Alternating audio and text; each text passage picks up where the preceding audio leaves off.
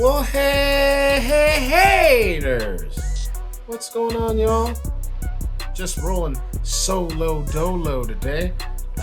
It is Kills at Wills from your latest and greatest and hopefully your favoriteest wrestling podcast in the land, the Section 8 Wrestling Podcast. And tonight, whenever it is you are joining our wonderful little corner of the internet, I'm going to do something a little different. Over the weekend, there was a lot of wrestling from WWE, but also from AEW, All Elite Wrestling. We don't talk about All Elite Wrestling here, but that doesn't mean that we won't and don't and will not, because I felt like their pay-per-view Double or Nothing was so good that I thought it was important that we throw them a little shout out, because we want to welcome all walks of life in the wrestling community, not just the WWE lovers. So I thought I would give you just a quick rundown of who wrestled, what the matches were, and who the winners were. Not a full match breakdown because it was a lot of wrestling, and I have things to do. Y'all have things to do, as you do. You know that. So we just gonna get into it. So it was AEW Double or Nothing. It's one of their. I think we were kind of looking where if WWE has a big four, that's their Survivor Series, Royal Rumble, Survivor Series, Royal Rumble, WrestleMania, and SummerSlam. That's their big four. This would be one of AEW's, like, I think they have like a big five or big six, something like that. So this is one of their bigger events, is what I'm really trying to say. So we'll just kind of get into it. They had a live.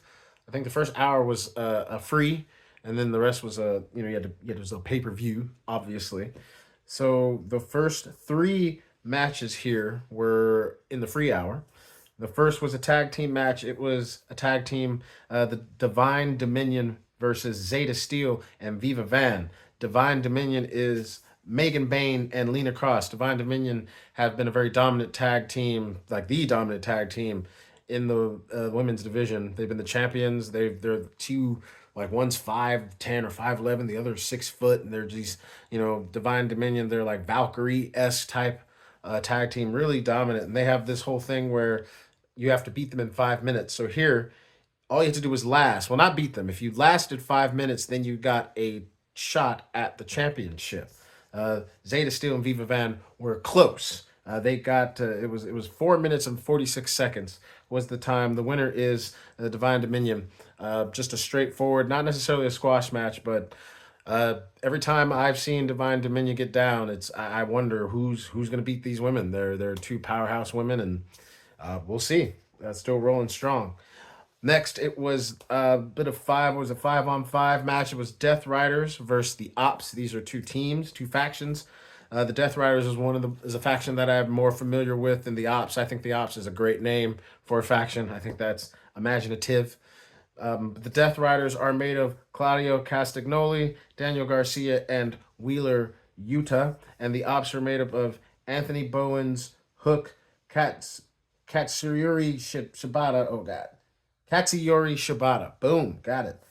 And then, so it was a 3-on-3. Marina Shafir is with the Death Riders. She's the woman in the faction. She holds it down. Claudio Castagnoli, for those who might remember, he was Cesaro in WWE. And the winners were the Death Riders. It was a pretty good match. Death Riders did their thing, just watching some guys go out there and just have a wrestling match. Next match was this was the big 5-on-5 big match. It was a more factions v factions. So it was Boom and Doom. They teamed up with the Conglomeration, and they went up against Shane Taylor Promotions. Now, those are factions. Here's some names. Boom and Doom is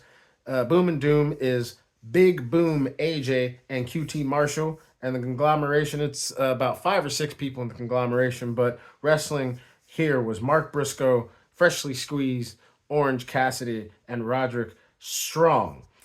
And then the Shane Taylor Promotions consisted of Shane Taylor, Anthony Agogo, Captain Sean Dean, Carly Bravo, and Lee Moriarty.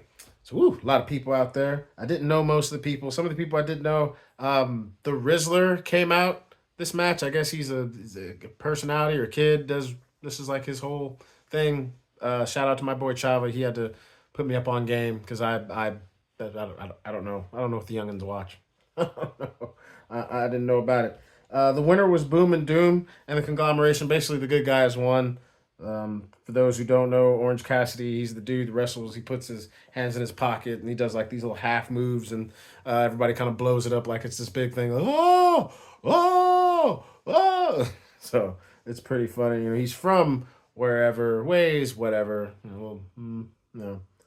It's some fun stuff. So that was in the free hour. It's a pretty entertaining free hour. So that brings us to the main pay per view. The start of the main pay per view was a New York I Quit street fight for the AEW World Tag Team belts. This did take place in Queens, New York. So, yeah, they were at the Louis Armstrong Arena. I almost said the Joe Louis Arena. That is a different arena. So yeah, and basically a I quit match. So it's a basically they put the microphone in front of you. You have to say I quit. The match is over. It was Cage and Cope versus FTR, who come in as the champions. Now, for those that do not know, Cage and Cope are Christian Cage and Adam Copeland.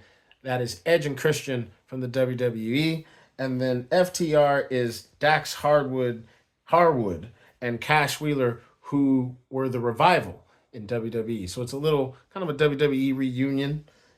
Um, FTR has a manager named Stokely who comes out with them. So he's out there representing. And there's a stipulation. The stipulation for this match was if Cage and Cope lost, then they would have to disband as a tag team forever. So going in, I figured probably not going to lose because who wants to see that, right? But we strapped in, we watched it. Christian has a funny moment where he's like, "Do you quit?" And he goes, "Oh, I banged your mom." So that's a pretty good moment. Beth Phoenix shows up. For those that don't know, Beth Phoenix and Adam Copeland are husband and wife.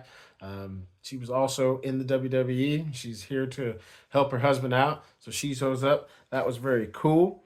Cash Wheeler gets put through a burning table. And I found it interesting that we had a match with a burning table at a pay per view where Adam Copeland and Mick Foley were in the building because Mick Foley made his AEW debut at this pay per view. And it gave me WrestleMania 22 flashbacks. Mick Foley versus Edge. The ending of the match has Beth Phoenix throw this like 2x4 house, like what I would call 9-inch nails, just long nails, and K Cope. Keep wanting to call him Edge. Cope puts it up to Dax. Do you quit? I quit. So Cage and Cope win, and they are the new tag team champions. Every time I watch these two wrestle and they put belts on the line, I feel like they win no matter who you call them. So congrats to them. It was a good fight. It was an entertaining street fight. And a lot of stuff happened. So I would say check that out. Next is a match for the AEW International Championship. It is Konosuke Takeshita versus Kazuchika Okada. Yep. Takeshita versus Okada. Okada comes in as the champion. We enjoy Okada because he basically says, "Bitch." That's his whole thing. Shout out to my boy Chava. Again, we watched this together. We watch it as a whole group. And shout out to the young OG, Triple OG. He came through as well. Arturo. This match was really good. It was a strong style, just kind of big match. They had big moves and back and forth suplexes and things like that. Big slaps. I'm not super caught up on AEW, but what I have seen coming with the few episodes of Dynamite that I have watched it was getting caught up. I felt like I came in kind of towards the end of this whole feud that's been built up between Okada and Takeshita. I know they're both in the Don Callis family, so I feel like this was the this was the end of that story, kind of putting this whole beef to rest. Don Callis is out there. He does get involved. We see some storyline stuff where he's trying to tell like, oh, don't put him on the ground. And this and that. Seems like he's trying to keep everybody together, and seems as if like they call him the alpha. Takashita. It seems like they want him to kind of stay in a certain lane, and things are supposed to go a certain way. So we see some friction within the family, but the winner and new international champion is Takashita. And Kyle Fletcher makes a return. Kyle Fletcher was a dude who went out with injury, and we see we see a heel turn. Fletcher's celebrating with the Alpha, and then he hits him, and Kyle Fletcher's riding hard with the Don Callis family. So we'll see how that plays out. Little intrigue going on. Little intrigue. Then we have AEW is doing this thing called the Owen Hart Challenge, Owen Hart Cup. It's a tournament they have, and you win. And it's a tribute to Owen Hart. I think it's a really dope thing that they do. So we got to see some qualifying matches here. The first one was Athena versus Mina Shirakawa. Yes, Mina Shirakawa. Athena was Ember Moon in WWE, so it was good to see her again. She's been the Ring of Honor champion going on over 1,000 days, and she's been killing it. It was a really good match to watch them go back and forth. I thought Shirakawa was going to win because I feel like in the little bit I've been watching, they've been building her up. But Athena got the win, and good for her. It was really dope. Athena has a move called the O face. I just think that's really funny. Brings us to our next match. It was for the AEW Continental Championship. This has no time limit, which I've come to find out can mean something in AEW. That time limits are a thing. I've almost forgotten about that. It's Kyle O'Reilly versus John Moxley. This match had a storyline where John Moxley seems to not be able to get the job done against Kyle O'Reilly. Kyle O'Reilly always seems to have his number. I think he made him tap like 2 or 3 times coming into this. So Moxley was coming in with an axe to grind and really trying to get over that hill. For those who don't know, John Moxley, he's the leader of the Death Riders who wrestled earlier, and he also was Dean Ambrose in the WWE. The winner is John Moxley. He wins by submission. He taps out Kyle O'Reilly. He's able to keep his belt and finally get that shake off that, get that monkey off his back, get that chip off his shoulder, and finally get that win. So it was a very kind of slow, methodically paced kind of match. I feel like it was kind of the dip in the night. I wouldn't necessarily call it boring, just longer and slower pace as opposed to what we were getting leading up to that. I think it was still a good match all around, though. That brings us to a men's qualifier. So there's a men's and there's a women's, kind of like a King of the Ring with the Owen Hart Cup. So we have the men's qualifier match. It is Samoa Joe versus Will Ospreay. Ospreay. So I was excited to see this because it's Samoa Joe. I haven't seen Samoa Joe wrestle in a minute. And Will Ospreay is super exciting for those who haven't seen Will Ospreay. He touched my heart right away the first time I saw him. It was, believe it was the entrance that he did. If it wasn't the first time I saw him, it was the time where I was like, yep, this guy could be added to the list. He just made the list. He's an Assassin's Creed fan. He has Assassin's Creed tattoo, and they were promoting Assassin's Creed Shadows, and his whole outfit and his whole kind of wrestling style is partly an homage to Assassin's Creed. He's got a move called the Hidden Blade. So I was excited to watch Will Ospreay go. He's coming back off an injury. He's been training with the Death Riders. So it's a very interesting story they have going on for Will Ospreay. Got to see Samoa Joe do the Nope Sell in real time. See, it's a thing where he just walks away. Somebody's trying to do a move onto him. I thought that was really great. The winner is Will Ospreay. I figured he would win. I just wanted to see a really good match, and we saw a really good match. So Ospreay advances. It brings us to the next men's Owen Hart qualifier. This one I was excited about from the gate, it was Swerve Strickland versus Bandito. These two have been having back and forth for the last couple of weeks. Swerve Strickland is trying to be more of a. I think he's trying to be more of a bad guy. I think I'm getting into AEW at a time when he's coming back, and I think he's a little more of a heel persona. At least he seems that way. It's a lot of crazy moves in this match. It's really entertaining. One spot I remember, Swerve ends up on Bandito. He ends up standing on Bandito's shoulders as part of a counter and just does a little back kick into Bandito's face. And it's a super athletic. There's a lot of crazy spots. I highly recommend it. The winner is Swerve Strickland. Whose house? Swerve's house. That brings us to the Fatal 4-Way for the AEW Women's World Championship. It is Hikaru Shida versus Jamie Hayter versus Chris Statlander versus the champion, the Toxic Spider, Tekla. And in my getting to watch AEW, Tekla has captured my heart. The Triangle of Madness is a wonderful thing. The Toxic Spider is one of my new favorite wrestlers on the market right now. She's just out there counting all these dumb bitches. It's a wonderful thing. Jamie Hayter is in a tag team called the Brawling Birds with Alex Windsor. From what I understand, Chava put them on my radar a little bit because he's like, oh, they came out and they were drinking beers and doing that. And I was like, okay.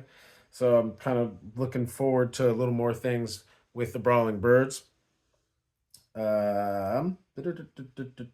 Tekla, we mentioned Tekla being in a group called the Triangle of Madness. She's in there with Sky Blue and Julia Hart, and I believe Sky Blue will be wrestling either on Dynamite or at a later date in the Owen Hart qualifier. So we'll see Sky Blue a little later on.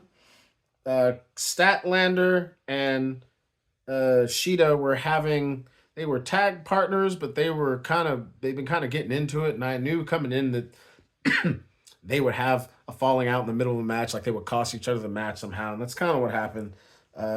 Just out there being dumb bitches, and because of that, the winner, and still the Toxic Spider, Tekla. All right, that brings us to our co-main event. It is this huge, crazy thing called a Stadium Stampede. It's a 7-on-7. Believe it was 7-on-7. Crazy freaking match. There's a face team and a heel team. So we'll give you the heel team. It is the Demand and the Don Callis family and the Dogs against the face team, and that's the Hurt Syndicate and the Elite with Jericho. That's right, Jericho, everybody. So I just gave you a bunch of faction names. Let's give you some wrestler names. So let's start with the heels. So in the Demand, you have Toa Leona, Bishop Khan, and Ricochet. Ricochet, who used to be in the WWE, but for any Lucha Underground fans out there, he used to be Prince Puma. So that's how I first got introduced to Ricochet. Wonderful thing. In the Don Callis family, we have Mark Davis and Andrade El Idolo. Andrade was in AEW, then was in WWE, and now he's back in AEW. He has a shirt that I want. How you know? I want that shirt. And then there's the Dogs, Clark Connors and David Finlay. David Finlay is the son of Fit Finlay. Uses a shillelagh, all the shtick. And then we have the faces. There's Jericho, Chris Jericho. He's dropped Chris, so he's just going by Jericho right now. Then there's the Hurt Syndicate, who was the Hurt Business in WWE. Same members. It's MVP, Shelton Benjamin, and Bobby Lashley. MVP is more of a manager role now, but Shelton Benjamin and Bobby Lashley are out there still doing their thing. And then you have the Elite. The Elite is Kenny Omega, Jungle Jack Perry, and then the Young Bucks, who are Nick and Matt Jackson. Before the match, the face team has this really good like little intro promo. They come out to Devil's Dance by Metallica, and each of them gets their little spotlight. It's a really cool spot. And a bunch of people. It's a crazy match. A lot of things happen. Luchasaurus pops up. People bring out big tennis rackets. They go all over the arena. Leo Rush shows up. Jack Perry tries to kill Mark Davis by driving his bus into him. Some big dude named Satnam Singh shows up who's super huge, and then a food fight starts. The winner is the face team. Go back and watch it. It's craziness. It's absolute craziness. It's some fun. And that brings us to our main event of the evening.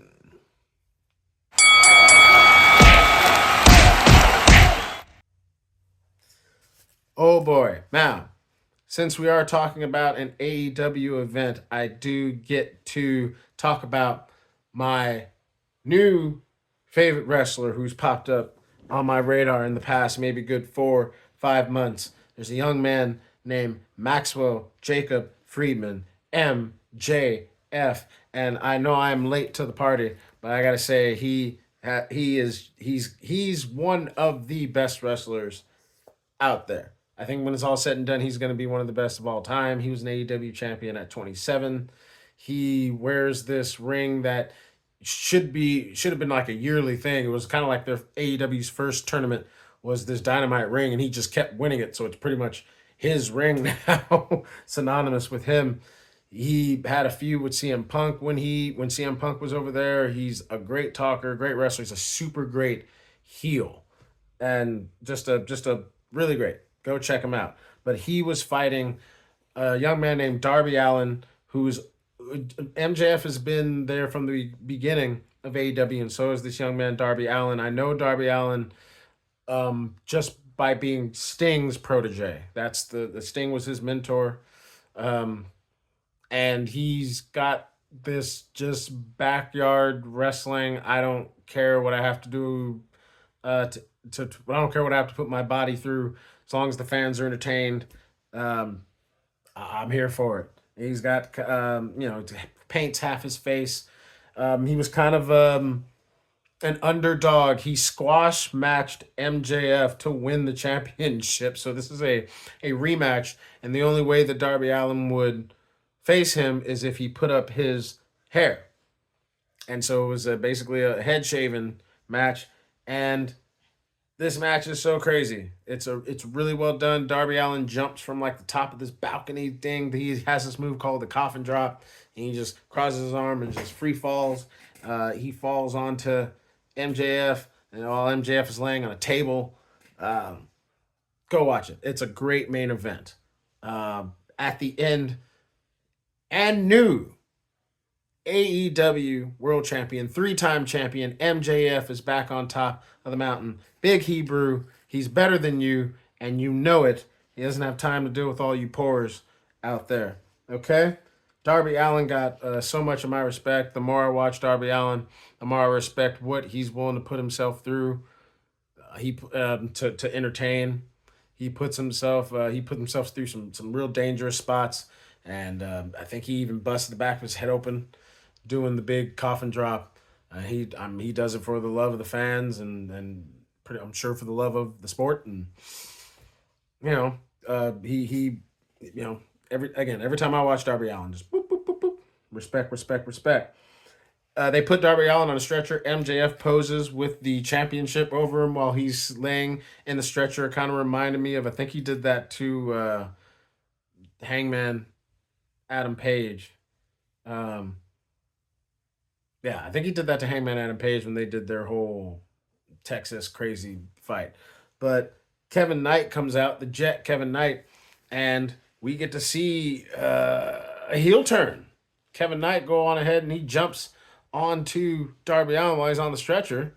And that's how it ends. So Double or Nothing was a really good time.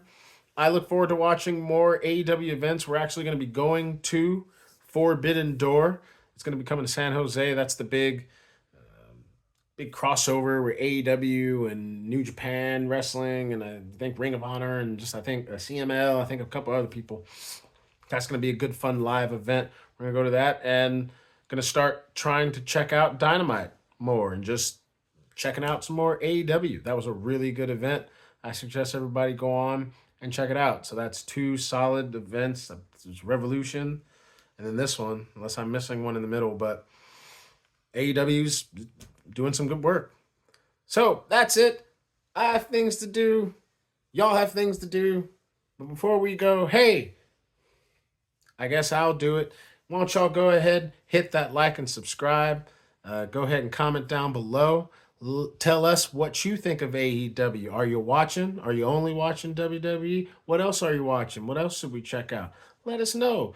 Tell your friends that your favorite podcast will soon be their favorite podcast. And you can check us out on the Instagram. We're on YouTube. And if you just want to listen to us, we are on Spotify and Apple Music. And that is it. I hope I made you laugh. I hope I made you smile. I hope I made you think about some really good wrestling. And we gonna do this again. Probably have another one with my boy Chava. Billiam probably hop in on one of these. But hey, we just gonna talk about wrestling from all walks of life for the Section 8 Wrestling Podcast. Kills at Wills. Hey, I'm gonna see you on the next one.